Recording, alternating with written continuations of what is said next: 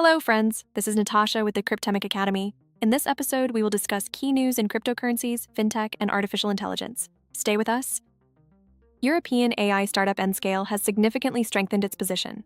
The London-based company has attracted large investments and has become one of the most valuable tech startups in Europe. Nscale is betting on data centers for AI training and cheap energy, and among its clients, OpenAI is already mentioned. This shows that the competition for computing power in Europe is only accelerating. Florida is promoting its own rules for stablecoins. State authorities want to introduce a separate framework for issuers of digital dollars. The main focus is on licensing, full reserve requirements, and regular oversight. If the initiative is adopted, Florida could become one of the first states with a comprehensive local regulatory model for stablecoins. The American stock market is under pressure due to oil and geopolitics. The rise in tensions in the Middle East and the spike in oil prices have increased pressure on the U.S. stock market.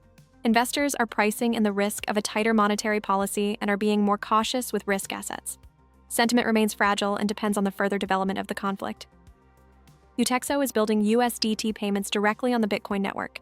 The project has attracted investments to launch infrastructure that combines Bitcoin, Lightning, and RGB into a single payment stack. The idea is to conduct transactions in USDT over the Bitcoin network quickly and without complex integration for businesses. This reinforces the trend of turning Bitcoin into a foundation for dollar transfers. Jupiter has integrated Chainlink for prediction markets in Solana. The new prediction markets service will rely on Chainlink oracles to obtain reliable data on prices and events. For such products, accuracy is critical because the final calculations depend on external data. This is a step towards a more serious financial infrastructure within the Solana ecosystem. DIA launched an oracle to assess the real value of tokenized assets. The new product is aimed at assets that are rarely traded on the market and therefore poorly valued through conventional exchange prices. DIA proposes to determine value based on the parameters of the protocols and smart contracts themselves. This is especially important in light of the growth of the tokenized bonds segment, income tokens, and other RWA solutions. Zoom is launching photorealistic AI avatars. The company is adding digital avatars that will be able to participate in meetings almost like real users. At the same time, Zoom is enhancing Office AI tools for creating documents, notes, and tasks based on the outcomes of calls. The video communication market is rapidly moving towards automation and digital twins. Amazon is expanding Shop Direct. The company wants product searches to start with Amazon even when the purchase is made on a third-party site. External catalogs and AI tools help with this, guiding the user all the way to payment. For Amazon, this is a way to strengthen its influence over the entire e-commerce market, not just its own storefront. Bybit talks about transforming into a full-fledged financial platform.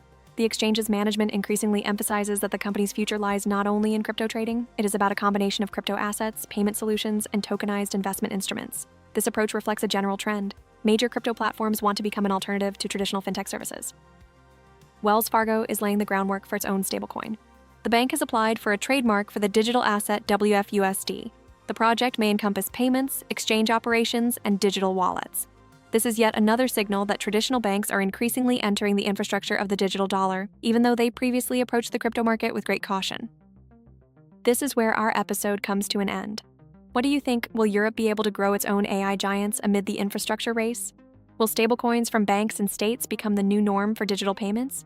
And who will win in the long run? Crypto platforms that are becoming fintechs, or traditional banks that are entering blockchain? Share your opinion in the comments. And if you want to dive deeper into cryptocurrency trends and learn how to work effectively with assets, check out the Cryptemic Academy. We have courses on trading, security, and analytics. Subscribe to the channel, and see you in the next episode.